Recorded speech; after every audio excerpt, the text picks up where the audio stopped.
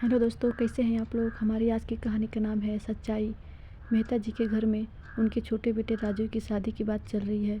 मेहता जी और उनकी पत्नी चंदा जी को बस अपनी बड़ी बहू काजल जैसी बहू चाहिए।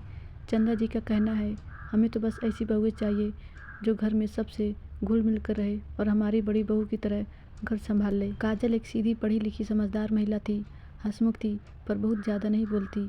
परिवार को साथ लेकर चलना भली भांति जानती थी। अपने ससुराल के सारे नियमों को दिल से अपनाया था। सास ससुर के कहे अनुसार सब काम करती थी, कभी शिकायत का मौका नहीं देती। कुछ दिनों लड़की की खोज के बाद राजीव के लिए दिव्या को पसंद कर लिया गया। लड़की बहुत ही सुंदर थी। पूरे मेहता परिवार में ऐसी रूपवती ना थी। काजल ने देवर की शादी का सारा बोझ अपने कंधों पर ले लिया। मेहमानों की आवभगत से लेकर उनको पुनः विदा करने तक की जिम्मेदारी को बखूबी निभाया। शादी में भी सिर्फ दिव्या के रूप के चर्चे थे। चंदा जी तो नई बहू की तारीफ करते न थकती थीं। इतनी तारीफ सुनकर किसी को भी अभिमान आ जाए। शुरू के 1.25 महीने तो चंदा जी ने दिव्या को पलंग से ही नहीं उतरने दिया। नई बहू के बहुत लाड लड़ाए।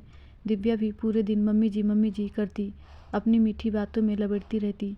जहाँ मेहता परिवार की बड़ी बहू को सिर्फ साड़ी ही पहनने की अनुमति थी, नई बहू आने के कुछ दिनों बाद ये परंपरा भी बदल दी गई। दिव्या पूरे दिन घर में ऐसे ही डोलती रहती, बस दिखावे के काम करती थी।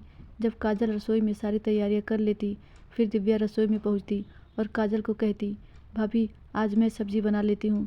जबकि काजल सारे मसाले पीस कर तैयार रखती और खाने की टेबल पर सारी तारीफें दिव्या बटोर लेती। ऊपर से सब कहते, दिव्या तो काजल से ज़्यादा अच्छा खाना बनाती है। काजल को बुरा लगता, पर वो घर में कलह नहीं करना चाहती थी, इसीलिए चुप रहती। धीरे धीरे घर के सभी काम का श्रेय दिव्या लेने लगी, जबकि उसके पीछे की मेहनत काजल की होती। कुछ दिनों बाद चंदा जी और मेहता जी की शादी की सालगिरह थी।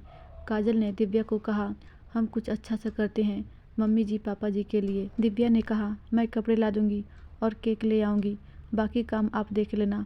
काजल ने भी कह दिया, ठीक है।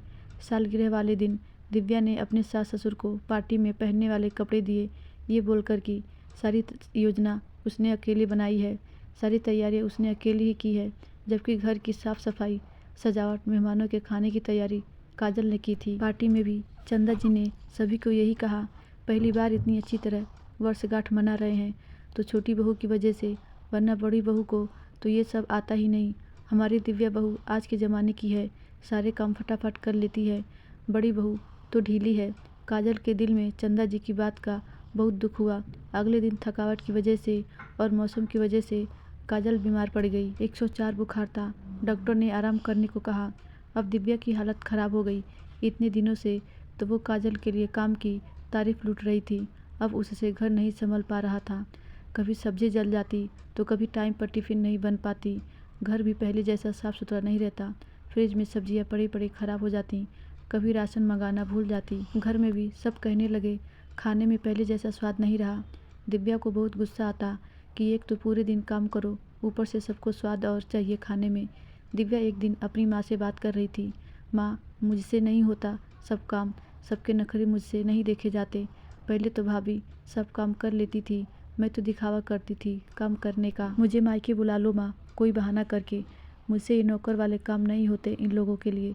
चंदा जी जो अपनी सुंदर बहू के कमरे में कुछ काम से आई थी, सारी बातें सुन ली। आज उनकी आंख के सामने छोटी बहू की सच्चाई आ गई थी।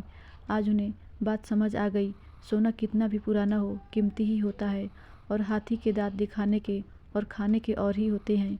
धन्यवाद दोस्तों, आशा करती हूँ ये कहानी आपको ज़रूर अच्छी लगी होगी।